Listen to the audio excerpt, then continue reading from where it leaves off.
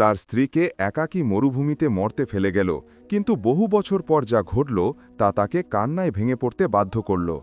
এমন এক সময়ে যখন নারীকে মাপা হতো সে কতটি সন্তান জন্ম দিয়েছে তা দিয়ে, তার ভালোবাসার বিশ্বস্ততা দিয়ে নয়। তার স্বামী তাকে নির্মমভাবে মরুভূমিতে ফেলে গেল, কারণ সে তাকে একটি পুত্র সন্তান দিতে পারেনি। সে ভেবেছিল তার মৃত্যু হবে, সে ভেবেছিল তার সব শেষ, কিন্তু সে জানত না যে মরুভূমিকে সে তার কবর বানাতে চেয়েছিল সেটি হবে তার নিজের অনুশোচনার কবর। তাহলে সেই নারীর ভাগ্যে কি ঘটেছিল সেই বালুকাস্তূপের হৃদয়ে? আর কে সেই অপরিচিত জন যে তাকে বাঁচিয়েছিল? এবং কেনই বা সে বহু বছর পর ফিরে এসেছিল সেই পুরুষটির জীবনকে এলোমেলো করে দিতে, যে তাকে বিশ্বাসঘাতকতা করেছিল? ধু আর রিমাল বালুকাময় গ্রাম নামে এক গ্রামে, যেখানে সম্মান মাপা হতো সন্তানের সংখ্যা দিয়ে, আর যে নারী সন্তান জন্ম দিত না তাকে অভিশাপগ্রস্ত বলে মনে করা হতো। সেখানে বসবাস করত জাফন ইবনে উতাইবা, যে ছিল গোত্রের অভিজাতদের একজন সাহসী অশ্বারোহী এবং ধনী ব্যবসায়ী। তার কোনো অনুরোধ ফেরানো যেত না এবং তার কথায় কেউ দুঃখ পেত না। সে খাদিজা নামে এক নারীকে বিয়ে করেছিল, যে ছিল পিতামাতাহীন, দয়ালু হৃদয়, সুন্দর মুখশ্রী এবং মিষ্টিভাষী। প্রথম দিকে জাফর তাকে গভীরভাবে ভালোবেসেছিল, আর তার জন্য খাদিজার প্রার্থনা না শুনে সে ঘুমাত না। কিন্তু বিয়ের 5 বছর কেটে যাওয়ার পরও যখন তাদের কোনো সন্তান হলো না, তখন মানুষের মুখে কথা শুরু হলো, মজলিসগুলোতে ফিসফাস শুরু হলো। বন্ধা নারীকে তাড়িয়ে দেওয়া হয় কারণ সে দুর্ভাগ্য বয়ে আনে। জাফরের কোনো উত্তরসূরি নেই, কে উত্তরাধিকারী হবে এই সমস্ত গৌরবের? আর তার মা গাজালা, যে ছিল গ্রামের এক কঠোর এবং প্রভাবশালী নারী, সে তাকে প্রতি রাতে বলত, তুমি তোমার বাবার নাম মাটিতে পুঁতে ফেলবে জাফর, যদি তুমি এই বন্ধা নারীর সাথে থাকো। তুমি কি চাও যে লোকেরা আমাদের দেখে হাসুক? তাকে তালাক দাও এবং তোমার চাচাতো বোনকে বিয়ে করো, সে খেজুর গাছের মতো ছেলে সন্তান জন্ম দিতে পারে। প্রথমে জাফর অস্বীকার করল, আর আল্লাহ তাকে সন্তান দেবেন এই আশায় সে আঁকড়ে ধরল। কিন্তু চাপ বাড়তে থাকল এবং মানুষের কথা তার মাথা ভরে দিল। ফলে সে সন্দেহ করতে শুরু করল যে খাদিজা সত্যিই এক অভিশাপ। একদিন রাতে তাদের মধ্যে ঝগড়া শুরু হল। খাদিজা অশ্রুসিক্ত চোখে তাকে বলল, হে জাফর, গর্ভের অপর আমার কোনো হাত নেই, একমাত্র আল্লাহই দেন এবং ফিরিয়ে নেন। কিন্তু সে চিৎকার করে উঠল, আর নয়, আমি এমন এক অলৌকিকতার অপেক্ষায় ক্লান্ত যা আসে না। পরের দিন সে তাকে বলল, কাল আমরা মরুভূমির প্রান্তে সেই পুরাতন অলির মাজারের দিকে যাব, সেখানে নাকি প্রার্থনা কবুল হয়। খাদিজা খুশি হল এবং ভাবল যে সে এখনও তাকে আঁকড়ে ধরে আছে। তাই সে প্রস্তুত হল, একটি সাদা পোশাক পরল এবং শেষ আশার ক্ষীণ আলোটুকু হৃদয়ে ধারণ করল। তারা উটে চড়ে মরুভূমির দিকে রওনা দিল, যতক্ষণ না তারা মানুষের দৃষ্টি থেকে অনেক দূরে চলে গেল। সেখানে জাফর তাকে নামালো এবং নিঃশব্দেই তার জিনিসপত্র নামিয়ে দিল। তারপর শীতল কণ্ঠে বলল, এখান থেকে তুমি একা যাবে। বলা হয় যে এই জায়গায় এক রাত কাটায় সে একটি পুত্র সন্তান লাভ করে। সে ইতস্তত করে বলল, আর তুমি? সে তার দিকে না তাকিয়েই জবাব দিল, আমি খাবার আনতে ফিরে আসব, আমার জন্য অপেক্ষা করো। সূর্য ডুবে গেল, কিন্তু জাফর ফিরে এলো না। রাত ঘনিয়ে আসার সাথে সাথে খাদিজা সেই ভয়ঙ্কর সত্য বুঝতে পারল। তাকে ফেলে যাওয়া হয়েছে, পানি ছাড়া, খাবার ছাড়া, একটি দয়াহীন হৃদয় ছাড়া। সে বালিতে বসে পড়ল, হাঁটু বুকে চেপে ধরল, আকাশের দিকে তাকালো এবং রুদ্ধ কণ্ঠে বলল, হে প্রভু, তুমি জানো আমি বিশ্বাসঘাতকতা করিনি, মিথ্যা বলিনি বা কোনো ক্ষতি করিনি। যদি তোমার বান্দারা আমাকে ছেড়ে যায় তবে তুমি আমাকে ত্যাগ করো না। গ্রামে জাফর একা ফিরে এলো। লোকেরা তাকে খাদিজার কথা জিজ্ঞাসা করল। সে ভ্রুক্ষেপ না করে বলল, সে পথ হারিয়েছিল। আমি তাকে অনেক খুঁজেছি, কিন্তু পাইনি। ভাগ্য আমাদের চেয়ে দ্রুতগামী ছিল। শোক শুরু হলো এবং খাদিজার নাম কবর দেওয়া হলো তার নিজের কবরস্থ হওয়ার আগেই। কিন্তু আকাশ ভুলে যায়নি, আর জাফর জানত না যে সে আজ যা করেছে তা সারা জীবনের জন্য তাকে তাড়িয়ে বেড়ানো অভিশাপ হয়ে দাঁড়াবে। খাদিজাহাকে মরুভূমিতে ফেলে আসা রাতটি ছিল সবচেয়ে অন্ধকার রাতগুলোর মধ্যে একটি। চাঁদ ছিল না আলো দিতে, বাতাস ছিল না শান্তি দিতে, আর মরুভূমি প্রসারিত ছিল যেন একটি খোলা কবর, জীবন্ত অবস্থায় যাকে দাফন করা হবে তার অপেক্ষায়। খাদিজা কাঁপছিল, বুঝতে পারছিল না যে সামনে যাবে নাকি থাকবে। প্রতিটি পদক্ষেপের অর্থ ছিল মৃত্যুর সম্ভাবনা। কিন্তু তার মায়ের প্রার্থনা মনে পড়ল, যদি পৃথিবী তোমার জন্য সংকুচিত হয়ে আসে তবে মনে রেখো, আল্লাহ তোমার গ্রীবাদেশের শিরা থেকেও নিকটবর্তী।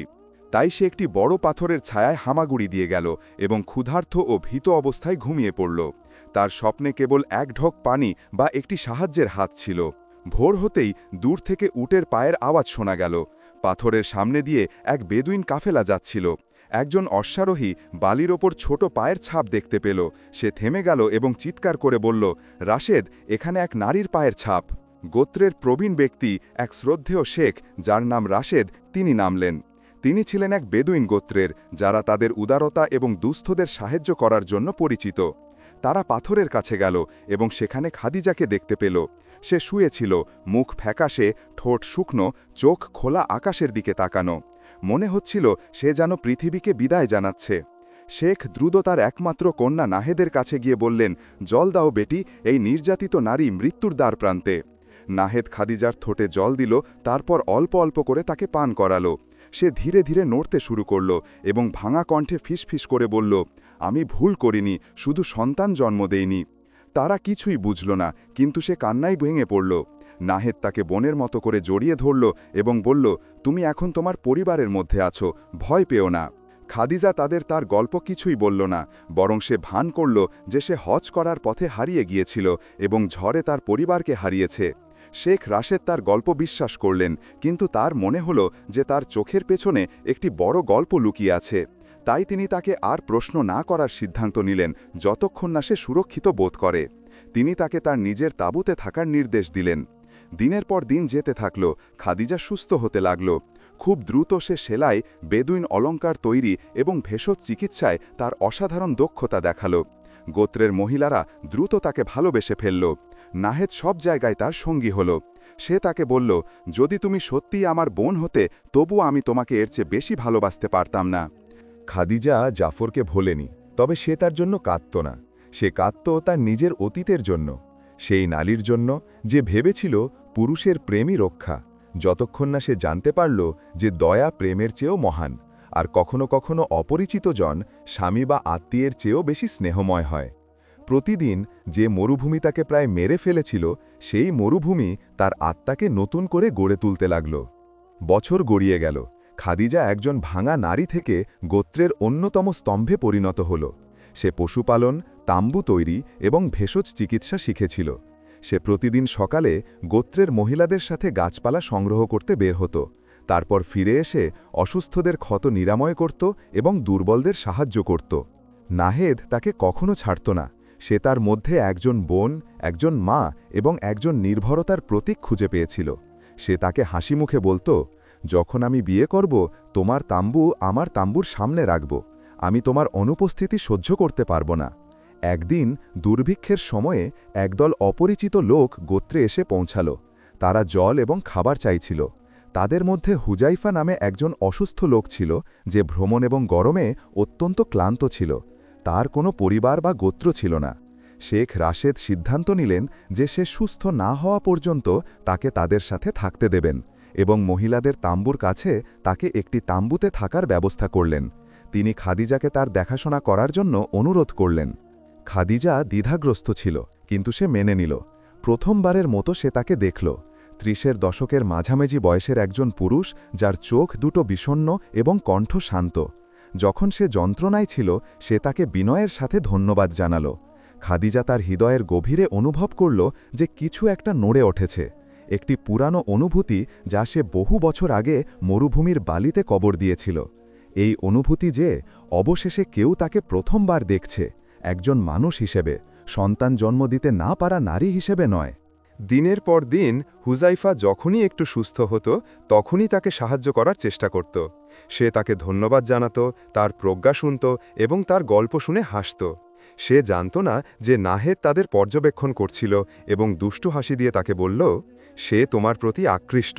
তুমি যখন কথা বলো, তখন তার মুখের পরিবর্তন দেখতে পাও না। খাদিজা ভালোবাসাকে ভয় পেত, পুরুষদের ভয় পেত, কিন্তু নাহেদ তাকে এক সন্ধ্যায় বলল, আল্লাহ মানুষের জীবনে কাউকে এমনি এমনি পাঠান না।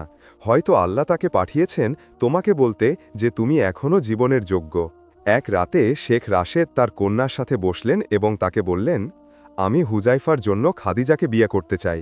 আমি তার মধ্যে পুরুষত্ব এবং ভালো চরিত্র দেখেছি, আর তার মধ্যে দেখেছি ধার্মিকতা এবং স্নেহ। আল্লাহ হয়তো দুটি হৃদয়কে একত্রিত করবেন যারা তিক্ততা ভোগ করেছে। এই খবর শুনে খাদিজা স্তব্ধ হয়ে গেল। সে দীর্ঘক্ষণ চুপ করে থাকল, তারপর বলল, আমি একজন অতীত থাকা নারী, আমি কি তাকে গ্রহণ করতে পারি? আমি সন্তান জন্ম দিইনি, আর হয়তো দেবও না। কিন্তু তার উত্তর এলো স্বয়ং হুজাইফার কাছ থেকে, যখন সে সবার সামনে বলল, আমি গর্ভশয় খুঁজছি না, খুঁজছি একটি আত্মা, আর আমি খাদিজার কাছে তা খুঁজে পেয়েছি যা আমি পৃথিবীতে পাইনি। আর তারা বিয়ে করল এক সাধারণ অনুষ্ঠানে, যেখানে কেবল তাদের হৃদয়ের উষ্ণতা ছাড়া আর কোনো আগুন জ্বলে ওঠেনি। 1 বছর পর এক চাঁদনি রাতে খাদিজা যখন তাঁবুর মাঝে একা হাঁটছিল, সে হঠাৎ পড়ে গেল এবং তীব্র ব্যথায় চিৎকার করে উঠল। নাহেগ এসে তার হাত ধরল এবং জোরে চিৎকার করে বলল, বাবা, তাড়াতাড়ি এসো, খাদিজা সন্তান জন্ম দিতে চলেছে। হ্যাঁ, সেই নারী যাকে বন্ধা বলে ডাকা হতো, যাকে মরতে ফেলে যাওয়া হয়েছিল, সে গর্ভধারণ করেছিল এবং সন্তান জন্ম দিয়েছিল। যখন সে তার সন্তানের কান্নার শব্দ শুনল, সে আবেগে কেঁদে ফেলল। তারপর আকাশের দিকে হাত তুলে বলল, হে প্রভু, তুমি ন্যায় বিচার করেছ। খাদিজা এবং হুজাইফার বিবাহের পর 7 বছর কেটে গেল। তাদের পুত্র মালিক একজন সুন্দর, বুদ্ধিমান ছেলে হয়ে উঠেছে। সে ঘোড়া এবং পশুপালনকে ভালোবাসে এবং তার মায়ের ছায়ার মতো তার সাথে লেগে থাকে। যখনই খাদিজা তার দিকে তাকাত, তখনই সে অনুভব করত যে আল্লাহ কেবল তাকে ন্যায় বিচারই দেননি, বরং তাকে তার মর্যাদা, তার জীবন, তার ভালোবাসা এবং তার নিরাপত্তাও ফিরিয়ে দিয়েছেন। সেই সময়ে ধু আর রিমাল গ্রামে বহু বছর ধরে খরা চলছিল। কুয়োগুলো শুকিয়ে গিয়েছিল, ফসল মরে গিয়েছিল, আর দারিদ্র্য ধনীদের দরজায়ও কড়া নাড়ছিল। অন্যদিকে জাফরের অবস্থা পাল্টে গিয়েছিল। সে মুজনা নামে এক নারীকে বিয়ে করেছিল, যে ছিল এক কাফেলা ব্যবসায়ীর মেয়ে। সে ধনী এবং উদ্ধত ছিল, তাকে ভালোবাসত না, বরং তাকে সম্পত্তি উত্তরাধিকার স্রোতে পাওয়ার মাধ্যম মনে করত। সে তাকে 2টি পুত্র সন্তান জন্ম দিয়েছিল, কিন্তু জাফরের হৃদয় কখনো শান্তি পায়নি, বা সে এক দিনের জন্যও স্বস্তি পায়নি। তার প্রতিটি কথাই ছিল অপমান, আর তার প্রতিটি আচরণই দেখাত যে সে তার চেয়ে শ্রেষ্ঠ, আর সে সেই পুরুষ যে তার বন্ধা স্ত্রীকে তাড়িয়ে দিয়েছিল এবং উত্তরসূরির সন্ধানে ছিল। অনুশোচনায় সে ভুগতে লাগল। রাতে খাদিজার স্বপ্ন তাকে তাড়া করে বেড়াত। সে দেখত যে সে সাদা পোশাক পরে মরুভূমিতে হাঁটছে, এক হাতে একটি শিশু, আর সে তার দিকে একটি নীরব দৃষ্টিতে তাকিয়ে আছে, যা তার ভেতরের অংশকে হত্যা করে দিচ্ছিল। একদিন সন্ধ্যায় গ্রামের লোকেরা একত্রিত হল এবং বসবাস ও পশুপালনের জন্য নতুন জমির সন্ধানে একটি কাফেলা পাঠানোর সিদ্ধান্ত নিল। জাফরের আর কোনো উপায় ছিল না, তাই সে তাদের সাথে যোগ দিল। হৃদয় অসুস্থ, আত্মায় ভাঙা, সে পৃথিবীর ক্ষুধা থেকে পালানোর চেষ্টা করছিল, কিন্তু সে জানত না যে সে বিবেকের ক্ষুধার দিকে এগিয়ে যাচ্ছে। কাফেলাটি দিনের পর দিন মরুভূমিতে চলল, যতক্ষণ না তারা জীবনের স্পন্দনে ভরা এক বিশাল জমির প্রান্তে পৌঁছাল। সেখানে অনেক তাঁবু, শিশুরা দৌড়াচ্ছে আর মহিলারা হাসছে। এটি ছিল শেখ রাশেদের গোত্র। শেখ রাশেদ তার অভ্যাস অনুযায়ী উদারতা এবং আন্তরিকতার সাথে তাদের অভ্যর্থনা জানালেন এবং তাদের জন্য আতিথেয়তার তাঁবু খুলে দিলেন। সন্ধ্যায় জাফর আগুনের পাশে বসেছিল। তখন সে দূর থেকে একজন নারীকে দেখতে পেল, যে স্থিরতা ও মর্যাদার সাথে একটি ছোট ছেলেকে পথ দেখাচ্ছে। তার চোখে এমন কিছু ছিল যা তার খুব চেনা ছিল। তার হৃৎপিণ্ড থেমে গেল। সে তার জায়গা থেকে উঠে গেল, আরও কাছে গেল, তারপর বিস্ময়ে হাঁটুতে পড়ে গেল। খাদিজা! সে কোনো কথা বলল না, কিন্তু তার দৃষ্টি যথেষ্ট ছিল তার হৃদয়কে ভেঙে দিতে। আর ছেলেটি সে লাজুকভাবে এগিয়ে এসে তার মায়ের পোশাক ধরল এবং বলল, মা, এই লোকটিকে, কেন সে এভাবে আমার দিকে তাকিয়ে আছে? এই কথা শুনে জাফরের মনে হল যেন আকাশ তার মাথার উপরে পাথর বর্ষণ করছে। এই শিশুটি তার মতোই দেখতে, তার চোখ, তার ভ্রু, তার কণ্ঠস্বর, সে যেন তার প্রতিচ্ছবি, সেই উত্তরাধিকারী যে কখনো আসবে না ভেবে সে তার মাকে জীবন্ত কবর দিয়েছিল। সে কথা বলতে পারল না, শুধু কাঁদল, এমনভাবে কাঁদল যা সে জীবনে কখনো কাঁদেনি। কিন্তু খাদিজা স্থিরভাবে তার দিকে তাকাল এবং শান্তভাবে বলল, তুমি কি জল খুঁজতে এসেছ, নাকি তাদের খুঁজতে এসেছ যাদের তুমি বালিতে মরতে ফেলেছিলে? জাফর কোনো উত্তর খুঁজে পেল না। আঘাত সব কথার চেয়ে বড় ছিল। জাফর পাথরের মূর্তির মতো দাঁড়িয়ে রইল, খাদিজাকে দেখছিল, যেন সে কবর থেকে ফিরে আসা এক ছায়া। আর শিশুটিকে দেখছিল যে তার চেহারার অংশ বহন করছে, সেই উত্তরাধিকারীর চেহারা যে আসবে না ভেবে সে তার মাকে জীবন্ত কবর দিয়েছিল। গোত্রের লোকেরা বিভ্রান্তিতে দৃশ্যটি ঘিরে ফেলল এবং একে অপরের কাছে ফিসফিস করে বলল, এই লোকটি কে? কেন সে মালিকের মায়ের সামনে এভাবে কাঁদছে?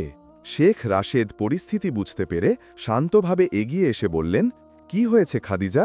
সে তার দিকে না তাকিয়ে জবাব দিল, এই সেই লোক যে আমাকে মরুভূমির হৃদয়ে ত্যাগ করেছিল এবং আমার আত্মাকে তৃষ্ণায় মরতে ছেড়ে দিয়েছিল, আর এখন সে ফিরে এসেছে তাকে খুঁজতে যার ওপর তার কোনো অধিকার নেই। স্থানটি এক ভারী নীরবতায় আচ্ছন্ন হয়ে গেল। পুরুষেরা জাফরের দিকে তাকালো, যে তখন ভীত শিশুর মতো কাঁপছিল। তারপর সে খাদিজা এবং শেখ রাশেদের সামনে হাঁটু গেড়ে বসে পড়ল এবং কান্না ও অনুশোচনায় ভরা কণ্ঠে বলল, আমাকে ক্ষমা করো, আমার মা আর লোকেরা আর অপমানের ভয় আমাকে প্রতারণা করেছিল। আমি বোকা ছিলাম, আমি জানতাম না যে আল্লাহ তোমাকে নতুন জীবন দেবেন। কিন্তু খাদিজা সব ক্ষত সত্ত্বেও স্থিরভাবে তার দিকে তাকালো এবং বলল, তোমার মা তোমাকে প্রতারণা করেনি। তুমি বিশ্বাস করতে চেয়েছিলে যে নারীর গর্ভাশয়ই তার মূল্যের মাপকাঠি, আর দেখো, আমাকে হত্যা করার পরও আমি জন্ম দিয়েছি। মালিক ভয়ে কাছে এলো এবং তার মাকে বলল, মা, কেন এই লোকটি কাঁদছে? খাদিজা হাঁটু গেড়ে বসল এবং তার সন্তানকে জড়িয়ে ধরল। তারপর ফিসফিস করে বলল, কারণ যে অন্যায় করে সে সর্বদা কাঁদে যখন সে আল্লাহর ন্যায় বিচার দেখতে পায়। শেখ রাশেদ মর্যাদার সাথে হস্তক্ষেপ করলেন এবং জাফরকে বললেন, আমরা তোমাকে দেখেছি জাফর এবং শুনেছি, কিন্তু যারা তাদের মর্যাদা অপমানের দামে বিক্রি করেছে আমরা তাদের কাছে সেই মর্যাদা ফিরিয়ে দিই না। খাদিজা তোমার নয়, আর তার ছেলেও তোমার নয়। সে আমাদের সন্তান, আর সে তার সংগ্রামের সন্তান, তোমার রক্তের সন্তান নয়। জাফর ভাঙা হৃদয়ে চিৎকার করে বলল, কিন্তু সে আমার রক্ত, আমি তার বাবা। তখন হুজাইফা, যে সবকিছু নীরবে শুনছিল, সে দৃঢ়তার সাথে জাফরের কাছে এগিয়ে গেল এবং বলল, আর আমি সেই যে তার প্রসবের ব্যথা বহন করেছি, তার কান্নার সময় জেগে থেকেছি, তাকে হাঁটতে শিখিয়েছি এবং অসুস্থতার সময় তার দেখাশোনা করেছি। আমাকে বলো জাফর, বাবাকে, রক্ত নাকি দয়া? জাফর কোনো উত্তর খুঁজে পেল না। সে মাটিতে পড়ে গেল এবং সবার সামনে কান্নায় ভেঙে পড়ল। তারপর সে ভারাক্রান্ত পায়ে তাদের সামনে থেকে চলে গেল, যেন তার পিঠে একটি কবর বহন করছে। আর খাদিজা, সে ভিড়ের মাঝে দাঁড়িয়ে আকাশের দিকে মাথা উঁচু করে ক্ষীণ কণ্ঠে বলল, হে প্রভু, আমাকে ক্ষমা করার শক্তি দাও, কিন্তু ভুলে যেতে দিও না। সেই ঐতিহাসিক দিনের পর কয়েক মাস কেটে গেল। জাফর তার গোত্রে ফিরে গেল না, বাজারে বা মজলিসে তার খবর পাওয়া গেল না। তার খবর বিচ্ছিন্ন হয়ে গেল, এমনকি মানুষের মধ্যে গুজব ছড়ালো যে সে তার মন হারানো মানুষের মতো মরুভূমিতে ঘুরে বেড়াচ্ছে। কেউ কেউ বলল সে ওয়াদির প্রান্তে একটি গুহায় বাস করে, আর কেউ কেউ বলল সে প্রতি রাতে আকাশের নিচে ঘুমায় এবং ফিসফিস করে খাদিজার নাম নেয়। অন্যদিকে খাদিজা গোত্রগুলির মহিলাদের মধ্যে একটি প্রতীক হয়ে উঠেছিল। সে মেয়েদের শেখাত কিভাবে দৃঢ়তার সাথে যুদ্ধ করতে হয়, জিহ্বা দিয়ে নয়, আর শিশুদের শেখাত মর্যাদার অর্থ। সে মহিলাদের মজলিসের তত্ত্বাবধান করত, যেখানে তার গল্প শোনানো হতো, যেন এটি প্রতিটি নির্যাতিতাকে অনুপ্রাণিত করার জন্য তৈরি একটি কিংবদন্তি। এক সকালে মালিক গোত্রের পশ্চিম সীমান্তে মেষ চড়াতে গিয়েছিল। সেখানে সে দেখল একটি দুর্বল চেহারার লোক একটি একা খেজুর গাছের পাশে বসে আছে। তার মুখ ফ্যাকাশে এবং তার চোখ অপরাধবোধে ডুবে আছে। মালিক তার সরলতায় কাছে গেল এবং তাকে জিজ্ঞাসা করল, চাচা, তোমার কি জল লাগবে? লোকটি মাথা তুলল। সে জাফর। সে স্তব্ধ হয়ে গেল এবং শিশুর মুখের দিকে তাকাল। তারপর সে দুঃখের হাসি হেসে বলল, আমার যা দরকার তা হল তুমি আমাকে ক্ষমা করো। মালিক কিছুই বুঝল না, কিন্তু সে তাকে মশকে জল দিল এবং বলল, মা আমাকে শিখিয়েছেন কাউকে জল থেকে বঞ্চিত না করতে, এমনকি সে আমাদের শত্রু হলেও। জাফর জল পান করল এবং কান্নায় ভেঙে পড়ল। তারপর সে তার পোশাকের ভেতর হাত দিল এবং বালির একটি ছোট থলি বের করল। সে ছেলেটিকে বলল, এটা তোমার মাকে দাও এবং তাকে বলো জাফর মরুভূমির কাছে যা জমা রেখেছিল তা ফিরিয়ে দিয়েছে। মালিক দৌড়ে তার তাঁবুতে ফিরে গেল এবং থলিটি তার মাকে দিল। সে বলল, মা, সে বলল সে যা বালি নিয়েছিল তা ফিরিয়ে দিয়েছে। খাদিজা থলিটি খুলল এবং তার চোখ থেকে এক ফোঁটা গরম জল গড়িয়ে পড়ল। এটি সেই মরুভূমির বালি ছিল যার উপর সে সেই রাতে বসেছিল, যে রাতে জাফর তাকে মরতে ফেলেছিল।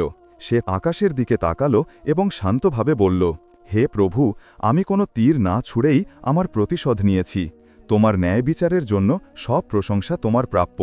কয়েকদিন পর জাফরকে মরুভূমিতে মৃত অবস্থায় পাওয়া গেল। সে হাঁটু গেড়েছিল যেন প্রার্থনা করছে, আর তার হাতে একটি কাগজ ছিল যেখানে লেখা ছিল, যারা হৃদয়কে কবর দেয় তাদের জন্য মাটি অনুশোচনার কবর খনন করে। তাকে শেখ রাশেদের গোত্রের প্রান্তে কবর দেওয়া হলো, কোনো ব্যানার ছাড়া, কোনো নাম ছাড়া, কোনো নারী তাকে না কেঁদে। আর খাদিজা, সে তার গল্প প্রজন্মের কাছে শোনাতে থাকল, এমন একজন নারী হিসাবে নয় যাকে একজন পুরুষ অন্যায় করেছিল, বরং এমন একজন নারী হিসাবে যাকে আল্লাহ ন্যায় বিচার দিয়েছিলেন যখন সবাই ভেবেছিল তার সব শেষ। আর এভাবেই আজ আমাদের গল্প শেষ হলো। আপনি যদি গল্পটি পছন্দ করেন তাহলে লাইক বাটনে ক্লিক করে আমাদের সমর্থন করতে ভুলবেন না। এটি আমাদের আরও আকর্ষণীয় গল্প নিয়ে আসতে সাহায্য করবে। আর আপনি যদি চ্যানেলে নতুন হন তাহলে সাবস্ক্রাইব করতে এবং নতুন গল্পের নোটিফিকেশন পেতে ঘন্টা বাটনটি টিপে দিতে ভুলবেন না। কমেন্টে আপনার মতামত আমাদের জানান, আমরা সব সময় আপনার মন্তব্য পড়তে এবং আপনার সাথে যোগাযোগ করতে ভালোবাসি। আপনাদের অনুসরণ করার জন্য ধন্যবাদ এবং আমরা ইনশাআল্লাহ পরের গল্পে দেখা করব।